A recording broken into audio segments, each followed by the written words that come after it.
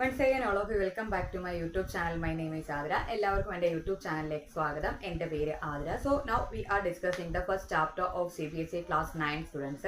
CBSE സിലബസിൽ പഠിക്കുന്ന class 9ലെ കുട്ടികളുടെ കെമിസ്ട്രിയുടെ ഫസ്റ്റ് ചാപ്റ്റർ നമ്മൾ ഡിസ്കസ് ചെയ്തുകൊണ്ടിരിക്കുന്നത്. എനിക്ക് തോന്നുന്നത് വിത്തിൻ 1 ക്ലാസ് ഓക്കെ ഇനി ഒരു ക്ലാസ്സും കൂടെ ഉണ്ടെങ്കിൽ നമുക്ക് ഈ ചാപ്റ്റർ ഏകദേശം വൈൻഡപ്പ് ചെയ്യാൻ സാധിക്കും.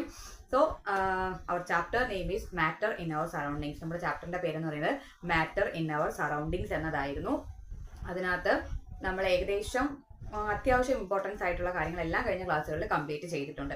സോ നിങ്ങൾ എൻ്റെ ചാനൽ ആദ്യമായിട്ടാണ് കാണുന്നതെന്നുണ്ടെങ്കിൽ ഒന്ന് സബ്സ്ക്രൈബ് ചെയ്യുക, സപ്പോർട്ട് ചെയ്യുക. അപ്പോൾ നമുക്ക് ടോപ്പിക്കിലേക്ക് കിടക്കാം.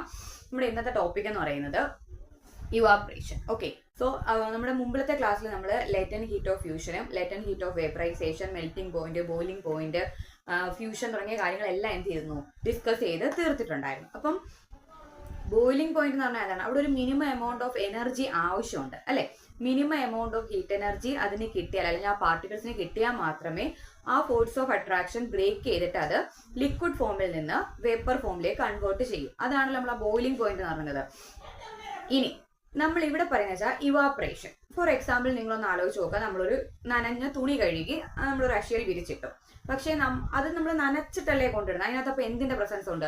വാട്ടറിന്റെ പ്രസൻസ് ഉണ്ട്. പക്ഷെ നമ്മൾ പ്രത്യേകിച്ച് ചൂട് കൊടുത്തിട്ടാണോ അത് എന്താകുന്നത്? വൈകുന്നേരം ആകുമ്പോഴത്തേക്ക് നമുക്ക് ഡ്രൈ ആയി കിട്ടുന്നത് അല്ല. പക്ഷെ അതിനകത്ത് വാട്ടർ എന്ത് ചെയ്യുന്നുണ്ട്? പോകുന്നുണ്ട്. വൈകുമ്പോഴത്തേക്ക് വെയിലുണ്ടെങ്കിൽ, അത്യാവശ്യം വെയിലുണ്ടെങ്കിൽ നമുക്കത് എന്ത് ചെയ്യുന്നുണ്ട്? ഉണങ്ങി കിട്ടുന്നുണ്ട്. പക്ഷെ നമ്മൾ പ്രത്യേകിച്ച് ഒരു ടെമ്പറേച്ചർ അതിന് കൊടുക്കാണ്ട് തന്നെ അതിനകത്തെ വാട്ടർ എന്തായിട്ട് കൺവേർട്ട് ചെയ്തു? വേപ്പർ ഫോമിലേക്ക് കൺവേർട്ട് ചെയ്ത് പോകുന്നുണ്ട് അല്ലെ. അല്ലെങ്കിൽ നമ്മൾ മഴയൊക്കെ പെയ്യാൻ കാരണം സമുദ്രത്തിലെ വെള്ളം നീരാവി ആകുന്നതാണെന്ന് നമ്മൾ പറയും. അവിടെ നമ്മൾ ആരെങ്കിലും പ്രത്യേകിച്ച് ടെമ്പറേച്ചർ കൊടുത്തിട്ടാണോ ആ വെള്ളം എന്ത് ചെയ്യുന്നത്? സീല വാട്ടർ വേപ്പർ ഫോമിലേക്ക് കൺവേർട്ട് ചെയ്യുന്നത് അല്ല. നോർമൽ അറ്റ്മോസ്ഫറിക് ടെമ്പറേച്ചറിൽ തന്നെയാണ് ഈ പ്രോസസ് ഒക്കെ എന്ത് ചെയ്യുന്നത്? നടക്കുന്നത്. അതിനെയാണ് നമ്മൾ എന്തെന്ന് പറയുന്നത്? ഇവാപറേഷൻ എന്ന് പറയുന്നത്. അപ്പൊ പ്രത്യേകിച്ച് ബോയിലിംഗ് പോയിന്റ് അറ്റൈൻ ചെയ്യുന്നതിന് മുമ്പ് തന്നെ വാട്ടർ എന്ത് ചെയ്യുന്നുണ്ട്? ആ ലിക്വിഡ് ഫോം കൺവേർട്ട് ചെയ്ത് വേപ്പർ ഫോമിലേക്ക് മാറുന്ന പ്രോസസ്സിനെ നമ്മളപ്പോൾ എന്തെന്ന് പറയുന്നത്? ഇവാപറേഷൻ എന്ന് പറയുന്നത്. എന്നാ വേപ്പറൈസേഷനോ? അവിടെ ഒരു minimum amount of heat energy ആവശ്യമായിരുന്നു അല്ലെ. Minimum amount of heat energy കൊടുത്താൽ മാത്രമേ അത് എന്താകത്തുള്ളൂ? വേപ്പർ ഫോമിലേക്ക് കൺവേർട്ട് ചെയ്യത്തുള്ളൂ. അതിനെ നമ്മൾ അതിന്റെ ബോയിലിംഗ് പോയിന്റ് എന്നും പ്രോസസ്സിനെ വേപ്പറൈസേഷൻ എന്നും പറഞ്ഞു. എന്നാൽ ഇവാപറേഷൻ എന്ന് വെച്ചാൽ the phenomenon of change of liquid into vapor. Okay, the phenomenon of change of liquid into vapor. Liquid എന്ത് സ്റ്റേറ്റിലേക്ക് കൺവേർട്ട് ചെയ്യുന്നു? വേപ്പർ സ്റ്റേറ്റിലേക്ക് കൺവേർട്ട് ചെയ്യുന്നു. Okay, the phenomenon of change of liquid into vapor. ഇപ്പം നമുക്ക് convert ചെയ്യുന്നതെന്ന് വെച്ചാൽ liquid vapour ഫോമിലേക്ക് എന്ത് ചെയ്യുന്നുണ്ട്? കൺവേർട്ട് ചെയ്യുന്നത്. Liquid into vapours at any temperature. Okay, നമ്മുടെ പോയിന്റ് എന്താണ്? At any temperature below its boiling point. Below its boiling point is called evaporation. അപ്പം the phenomenon of change of liquid into vapor. അപ്പം phenomenon എന്താണ്? Change of liquid into vapour. Liquid എന്തായി മാറുന്നു?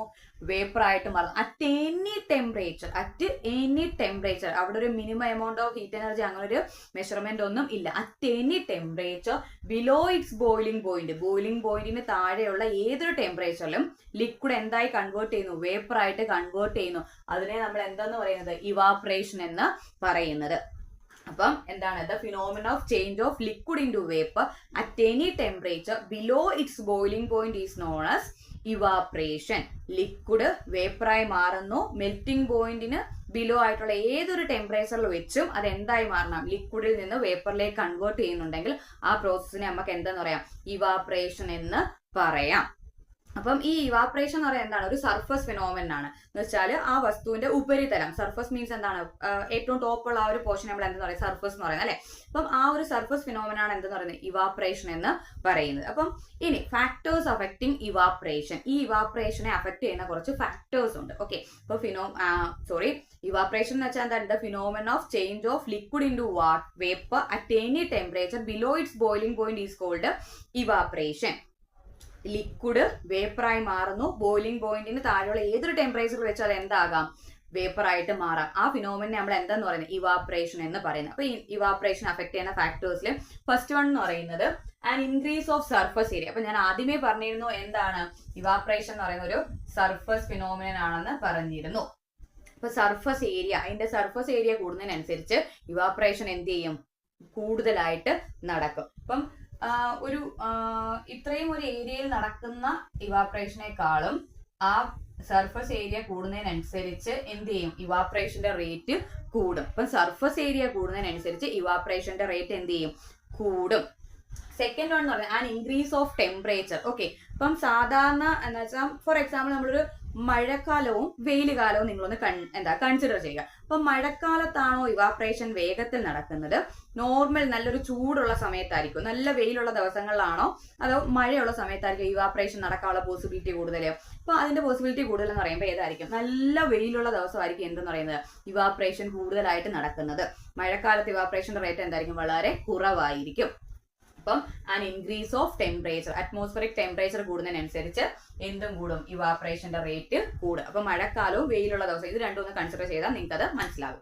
ഇനി next എന്ന് പറയുന്നത് എന്താണ്, എ ഡിക്രീസ് ഇൻ ഹ്യൂമിഡിറ്റി. അപ്പം ഹ്യൂമിഡിറ്റി എന്ന് പറഞ്ഞാൽ ഓൾറെഡി നമ്മുടെ അറ്റ്മോസ്ഫിയറിൽ എന്തുണ്ട്, വാട്ടർ വേപ്പറിന്റെ ഒരു എമൗണ്ട് ഉണ്ട്. ഓക്കെ, അപ്പം ആ ഒരു എമൗണ്ടിന് നമ്മൾ എന്താന്ന് പറയുന്നത്, ഹ്യൂമിഡിറ്റി എന്ന് പറയുന്നത്. അപ്പം ഹ്യൂമിഡിറ്റി കൂടിക്കഴിഞ്ഞാൽ ഈ വേപ്പറിനെ അവിടെ എന്ത് ചെയ്യാൻ പറ്റത്തില്ല, ഓക്കുപ്പൈ ചെയ്യാൻ സാധിക്കത്തില്ല. അപ്പം ഹ്യൂമിഡിറ്റി കുറഞ്ഞാൽ മാത്രമേ ഇവാപ്രേഷന്റെ റേറ്റ് എന്ത് ചെയ്യത്തുള്ളൂ, കൂടത്തുള്ളൂ. അപ്പൊ ഹ്യൂമിഡിറ്റി എന്ന് വെച്ചാൽ ഓൾറെഡി നമ്മുടെ അറ്റ്മോസ്ഫിയറിലുള്ള വാട്ടർ വേപ്പറിന്റെ എമൗണ്ടിന് അല്ലെങ്കിൽ അതിന്റെ ആ പ്രസൻസിന് നമ്മൾ എന്താന്ന് പറയുന്നത്, ഹ്യൂമിഡിറ്റി എന്ന് പറയുന്നത്. അപ്പൊ ആ വാട്ടർ വേപ്പേഴ്സിന്റെ എമൗണ്ട് കുറവാണെങ്കിൽ വീണ്ടും എന്ത് ചെയ്യാൻ പറ്റും, അവിടെ കുറെ വേപ്പേഴ്സിനെ കൂടെ ഓക്കുപ്പൈ ചെയ്യാൻ സാധിക്കും. അപ്പം ഹ്യൂമിഡിറ്റി കുറയുമ്പോൾ ഇവാപ്രേഷൻ കൂടുന്നു.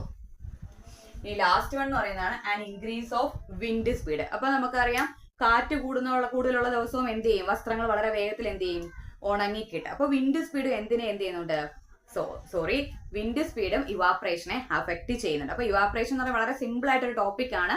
The phenomena of change of liquid into vapour at any temperature below its boiling point is known as evaporation. Evaporation എന്ന് വെച്ചാൽ ലിക്വിഡ് വേപ്പറായി മാറുന്നു ബോയിലിംഗ് പോയിന്റിന് താഴെയുള്ള ഏതൊരു പോയിന്റിൽ വെച്ച്, at any temperature below its boiling പോയിന്റിന് താഴെയുള്ള ഏതൊരു ടെമ്പറേച്ചറിൽ വെച്ചും ആ ലിക്വിഡ് എന്തായി കൺവേർട്ട് ചെയ്യാം, വേപ്പറായിട്ട് കൺവേർട്ട് ചെയ്യാം. അതിനെ നമ്മൾ എന്തെന്ന് പറയുന്നത്, ഇവാപ്രേഷൻ എന്ന് പറയുന്നത്. ഇനി ഇവാപ്രേഷന്റെ റേറ്റിനെ അഫക്ട് ചെയ്യുന്ന ഫാക്ടേഴ്സ് എന്ന് പറയുന്നത്, ഫസ്റ്റ് വൺ നമ്മൾ പറഞ്ഞു an increase in surface area, and increase of surface area കൂടുമ്പോൾ ഇവാപ്രേഷൻ കൂടുന്നു. സെക്കൻഡ് വൺ എന്ന് പറയുന്നത് increase of temperature, atmospheric temperature കൂടുതലുള്ള ദിവസം ഇവാപ്രേഷന്റെ റേറ്റ് കൂടുതലായിരിക്കും, അറ്റ്മോസ്ഫറിക് ടെമ്പറേച്ചർ കുറവാണെങ്കിൽ ഇവാപ്രേഷന്റെ റേറ്റും എന്ത് ചെയ്യും, കുറയും.